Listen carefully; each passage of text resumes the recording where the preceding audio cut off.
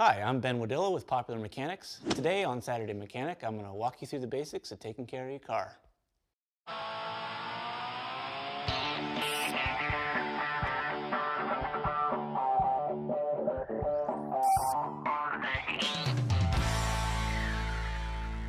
All right, now we're going to check all the car's vital fluids. Well, most of them are vital, some of them aren't. We're going to start with our power steering fluid.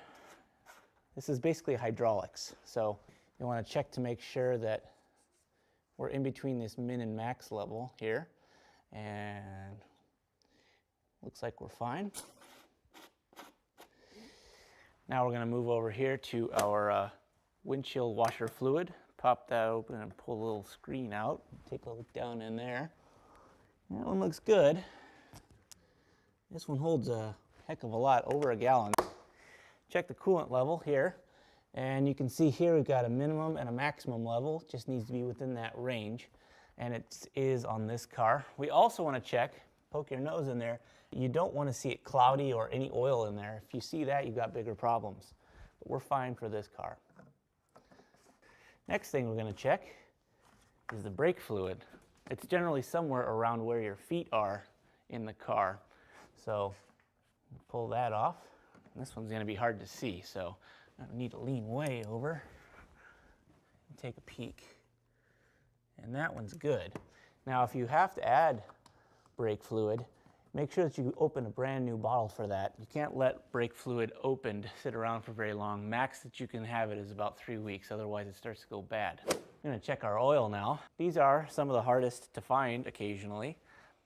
So, like anything in your car, you check the owner's manual to get an idea where it's at. It looks like this is A, a little low, and B, getting kind of dirty. This last oil change was about 7,000 miles ago, so we're due for an oil fill. 7,500 miles is where we're recommended for an oil change with this car, so we'll change the oil on this one, do that one a little bit later. We're going to keep going though up here and check the air filter. To get to that, you need to take this cover off here and pull this snorkel off. Cars are all different, so like I keep saying, check your owner's manual on how to do it. This one you have to do some clips on the side, and these are generally a joy to get to, every last one of them.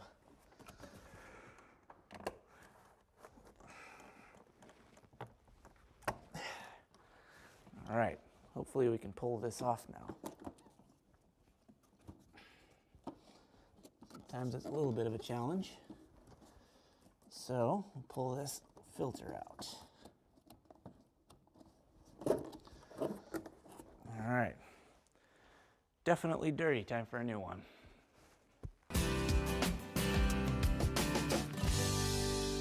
We got our new filter, it's time to put it in. So we'll slide this under. Might be a little bit of a fight to get it in, but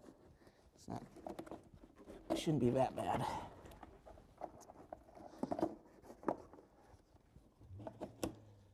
And it just slides into place like that.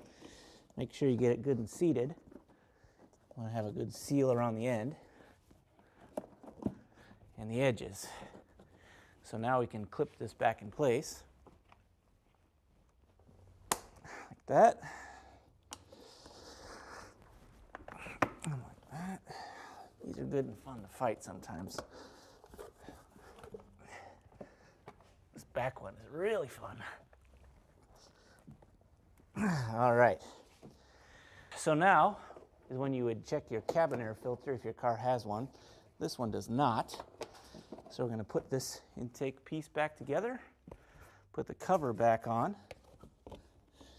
and move on to checking something else.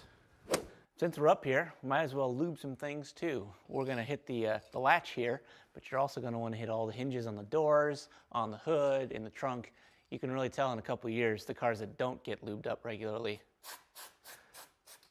I like to use white lithium grease. It stays well and it lubes pretty good, so just get a nice coating on there.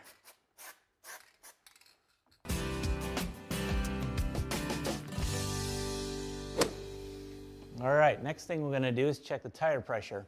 We're going to use this digital pressure gauge. We found these to be pretty accurate. There's also a stick type. You can use either one. It's just as easy as pressing it on This tire is right at 35 PSI.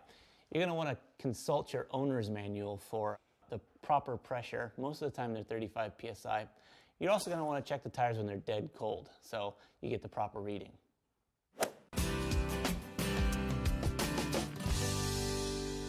All right, now we're going to change out the windshield wipers. It's always good to do this about twice a year, especially after winter. Wipers usually end up getting beaten up pretty bad during winter, so it's good to put a fresh set on when spring rolls around.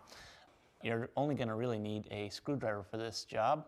And you know, actually these are all a little bit different, so sometimes it'll take a little bit of finagling to figure out. This one, you pop this tab here and pull this out, and then the whole thing sort of comes apart, just like that.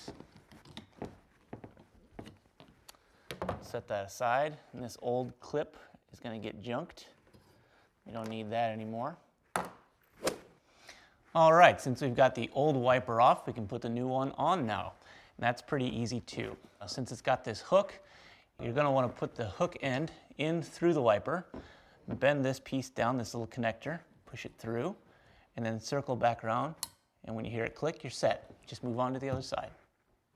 All right, that's pretty much it for the first part of this basic maintenance segment. We got everything wrapped up top. For the next segment, we're going to look underneath, and we're also going to change the oil. Don't forget, if you have any comments or questions, leave them in the section below. You might get a call from us.